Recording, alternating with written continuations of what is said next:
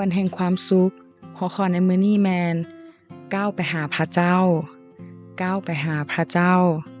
ในเฮบเรอบทที่11ข้อ8ทรงกล่าวว่าเพราะอับราฮัมมีความเชื่อแบบนี้เมื่อพระเจ้าทรงเอิ้นให้เพิ่นออกเดินทางไปสู่ดินแดนที่พระองค์ได้ทรงสัญญาไว้ว่าจะมอบให้เพิ่น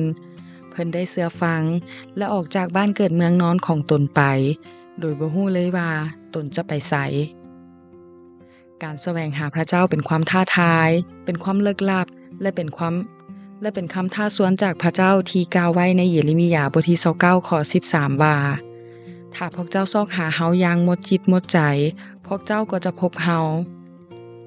พระเจ้ารับฮ้องเองว่าเมื่อแสวงหาพระองค์ก็จะได้พบอับราฮัมเป็นตัวอย่างของผู้ที่แสวงหาพระเจ้าเมื่อตัดสินใจแล้วก็จะบ่หันกลับและบ่หวนคืนไปบ่อนเก่าอีกต่อไปการแสวงหาพระเจ้าของทานเริ่มต้นในตอนใดอับราฮัมไปตามคำสั่งบ่ได้ไปตามใจของตนเองดังนั้น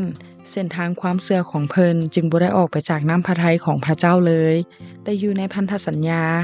เมื่อเดินตามพระคำเฮาจะบ่สะดุดและหลงไปจากทางแห่งความจริงอับราฮัมไปตามทางพระเจ้าระหว่างที่ไปนั่นเพิ่นรู้จักและสนิทสนมกับพระเจ้าหลายขึ้นผ่านประสบการณ์ต่างๆที่เกิดขึ้นเพราะพระเจ้าได้เปิดเผยและสำแดงพระองค์ให้เป็นที่รู้จักได้การปรากฏตัวของพระเจ้าเป็นภาพแห่งมิตรภาพของความไว้วางใจกันเฮาจะมีประสบการณ์กับพระเจ้าหลายขึ้นได้เช่นกันตอนนี้ท่านรู้จักพระองค์หลายพอแล้วหรือยังอับรามไปตามพระเจ้าด้วยความหวังตั้งค่ายพักอาศัยอยู่เทิงภูเขาด้านตะวันออกของเบธเอนสร้างแท่นบูชาและนมัสการออกพระนามพระเจ้ายาเวห์ที่นั่นทิศตะวันออกคือทิศแห่งความหวังเพิ่นไปตามพระเจ้าด้วยความหวังจนถึงจุดหมายจงหวังใจในพระเจ้าในทุกเรื่องเพราะความหวังใจในพระเจ้าจะบ่เฮ็ดให้ผิดหวังดังโรมบทที่5ข้อ5ได้บันทึกไว้อับรามไปตามพระเจ้าแบบบ่หยุดเซาเดินทางต่อไปและยกเต้นไปสู่ทางภาคใต้เมื่อตัดสินใจติดตามพระเจ้าแล้วก็จงอย่าหยุดแต่จงก้าวต่อไปเรื่อยๆเพราะเฮาไปด้วยความเชื่อบ่แม่นตามที่ตาเบิ่งเห็น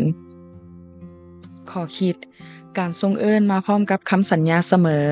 ขณะเดินไปกับพระเจ้าจงฟังเสียงและไปตามคำสั่งของพระองค์แล้วจะเห็นการทรงนำที่เป็นไปได้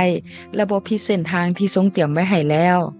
พระเจ้าจะสอนผู้ที่ยำเกรงพระองค์ในทางที่ควรเลือกได้พระเจ้ากำลังนำทางทานแม่นบ่ขอพระเจ้าอวยพร